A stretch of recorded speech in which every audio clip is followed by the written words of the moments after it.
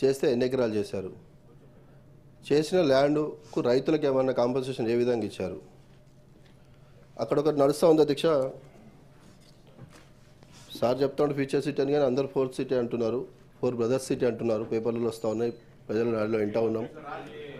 Sir నేను పేరు తీసుకోలేదు సార్, శ్రీధర్ బాబు సార్ పేరు తీసుకోలేదు, నేను పేరు తీసుకోలేదు సార్.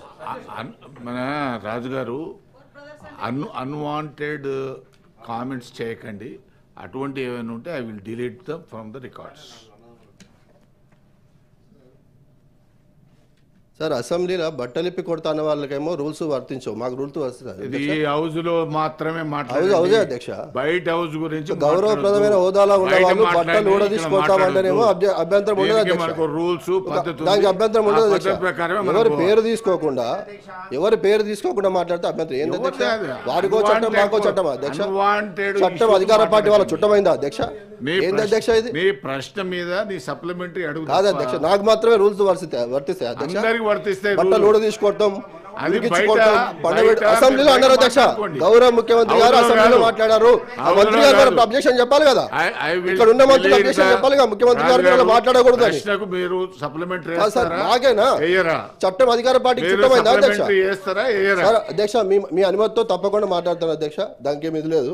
నేనేమంటున్నానంటే సరే మాకు ఒక చట్టం వాళ్ళకు చట్టం ఉంది, అంబేద్కర్ గారు అట్లా రాశారు, అధికార పార్టీకి ప్రతిపక్ష వాళ్ళు అంటే నేనేం చేయలేను అధ్యక్ష. మరి వారు అదే సభలో మనం మరి వారు మాట్లాడి వారు కూడా ఉన్నారు పెద్దలు, వారు అంటే నాకు చాలా గౌరవం అధ్యక్ష. చూసిన ఇంకా అదే చెప్పబోతున్నారు, ఇంకా ఇంకా మాట్లాడుతున్నాను 10 ఏళ్ళు చూసామని అధ్యక్ష. ఇబ్రహీంపట్నంలో సంబంధించి వారు కూడా అక్కడ ప్రాతినిధ్యం ఇచ్చారు పార్లమెంట్ సభ్యులుగా. ఇప్పుడు సరే ఫ్యూచర్ సిటా, 4th సిటా, ఫార్మా సిటా అధ్యక్ష. గతంలో మేము ఫార్మాసిటీ కోసం ల్యాండ్ యాక్విజిషన్ చేస్తున్న సందర్భంలో ప్రభుత్వ పెద్దలందరూ కూడా, వెంకటన్న కూడా అక్కడ ఎంపీ గారు కాబట్టి సార్ నిన్న కూడా చెప్పాను నేను, గౌరవ ముఖ్యమంత్రి గారు కూడా ఇప్పుడున్న రేవంత్ రెడ్డి గారు కూడా ఆ భూములు వాపసు ఇస్తామన్నారు అధ్యక్ష. మరి ఏ అవసరం కోసం ఇప్పుడు ఫ్యూచర్ సిటీ చేస్తూ ఉన్నారు అధ్యక్ష?